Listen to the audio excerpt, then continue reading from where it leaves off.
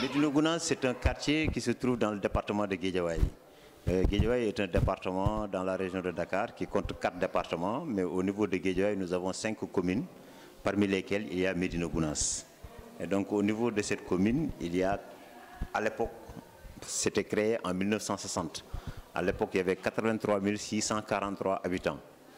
Mais avec un projet de restructuration et de régularisation foncière, il y a une bonne partie de la population qui a été délogée pour être recasée à 15 km d'ici, dans le département de Rufisque.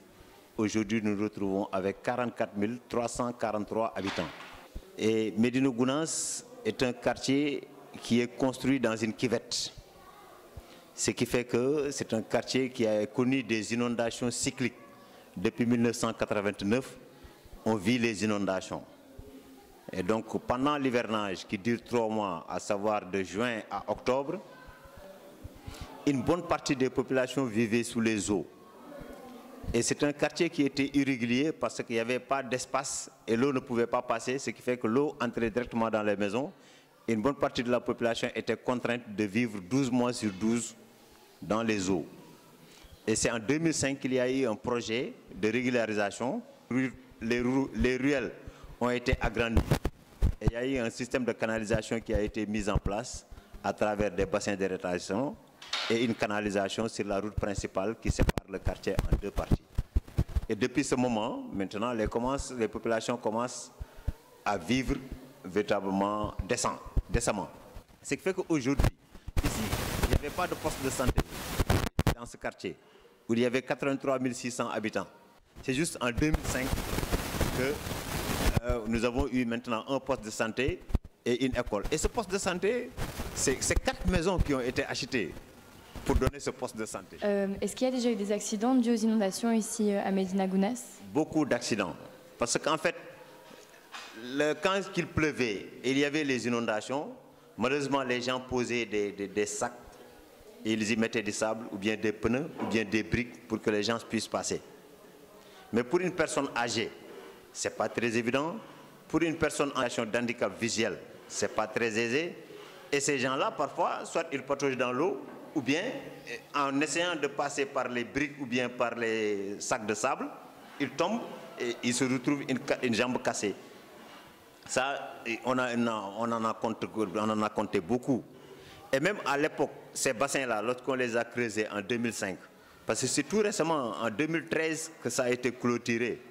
Mais en 2005, ces bassins, de 2005 à 2013, ces bassins, c'était des bassins à ciel ouvert, sans clôture. Et des enfants s'aventuraient à jouer aux alentours. Et quand leur ballon entrait, ils allaient pêcher leur ballon de football. Et malheureusement, il y a eu des cas de noyade. Et même par exemple, à l'intérieur des maisons, comme je vous ai dit, la fosse septique, c'est au milieu de la cour. Et quand l'eau entrait dans la maison, vous ne pouvez pas apercevoir la fosse septique. Et ce qui a fait l'ire des populations pour obliger l'État à clôturer. Et finalement, maintenant, on voit que les bassins ont été clôturés.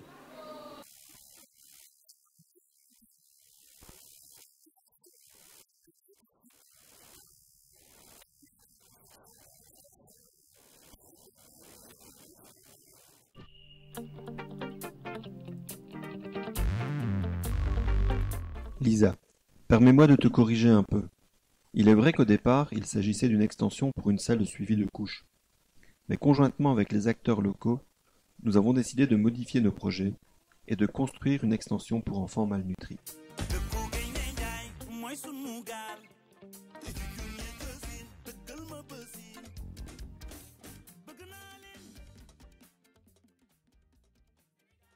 Entrons à présent dans le poste de santé. Le seul de Médina Gounass, pour 44 000 habitants. Monsieur Ndiaye, directeur de ce centre, nous raconte qu'il a été créé en 2005 et que les moyens mis à leur disposition deviennent relativement vétustes. Les personnes travaillant dans ce centre sont au nombre de 8. Une infirmière chef de poste et 3 assistantes, une sage-femme plus 3 assistantes également, et quelques bénévoles qui viennent parfois épauler cette équipe. Rappelons qu'il n'y a pas de médecin et que les cas les plus graves doivent être transférés vers l'hôpital, mais par leurs propres moyens, car il n'y a pas d'ambulance à leur disposition. Il nous explique aussi que l'on a plus ou moins 5 accouchements par jour.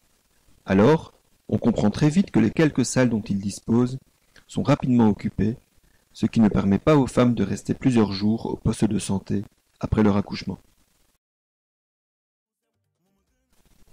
Le centre dispose également d'un cabinet dentaire,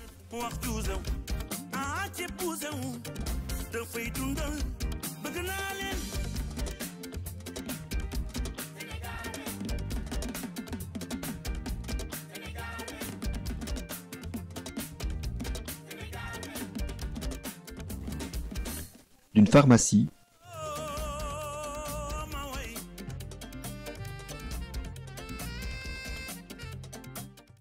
et d'une salle de vaccination.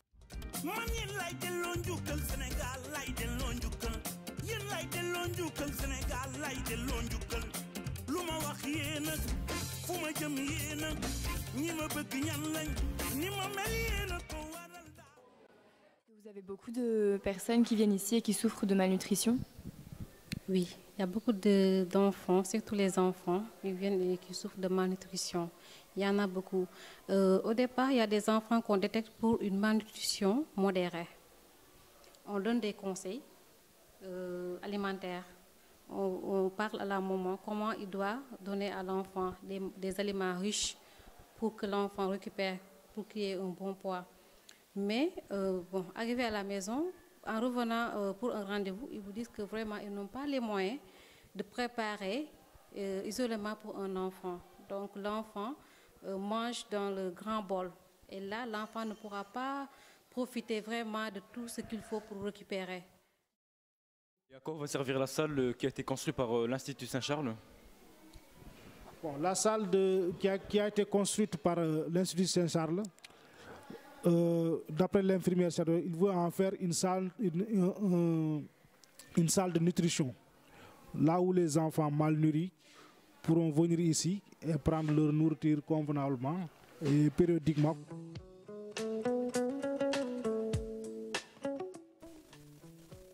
À notre arrivée, le gros œuvre était terminé.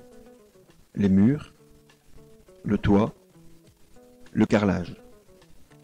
Il ne restait plus qu'à mettre les portes, les fenêtres, faire les peintures et les décorations.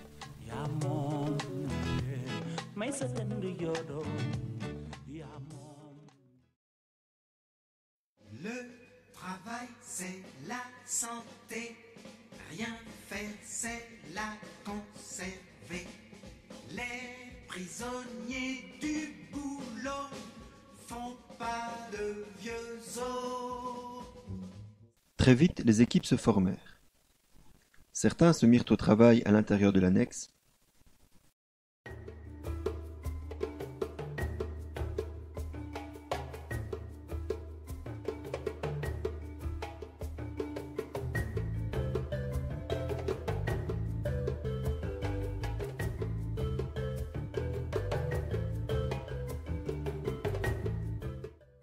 D'autres s'occupèrent de rafraîchir les murs extérieurs du poste de santé.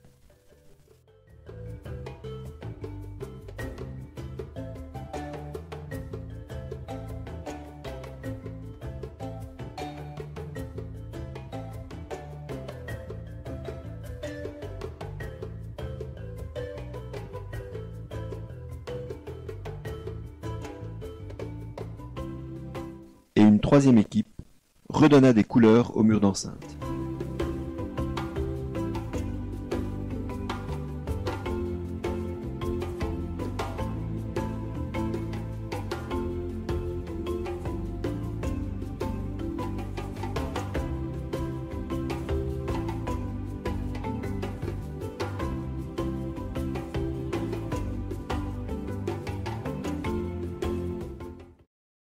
Le lendemain, lorsque la peinture était presque sèche, nos élèves ont pu montrer tout leur talent en peignant des dessins éducatifs et décoratifs.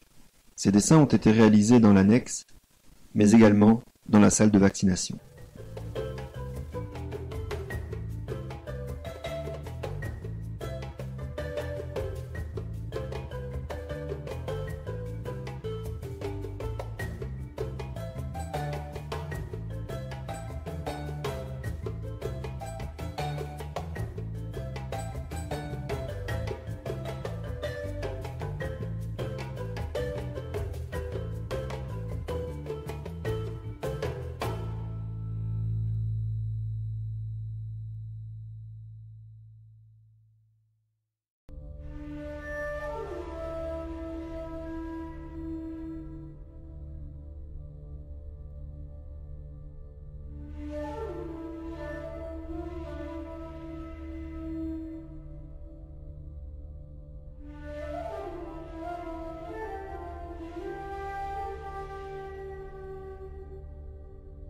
Et quels sont les besoins du poste pour améliorer le poste de santé?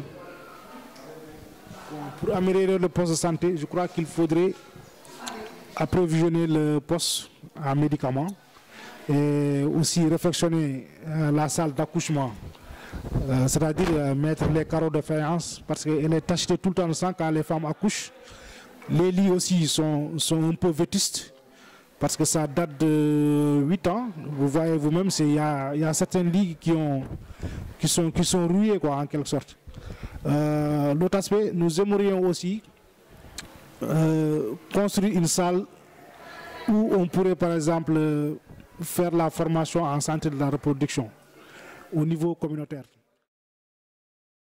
Lors de la réception finale, nous avons reçu les remerciements du directeur du poste de santé, M. Ndiaye, du président de l'ADMG, M. Mbak Thiam, du président de l'ADER, M. Khan, des infirmières et des délégués du quartier. Nous sentions vraiment que ces merci venaient du fond du cœur et que notre aide leur avait vraiment fait plaisir.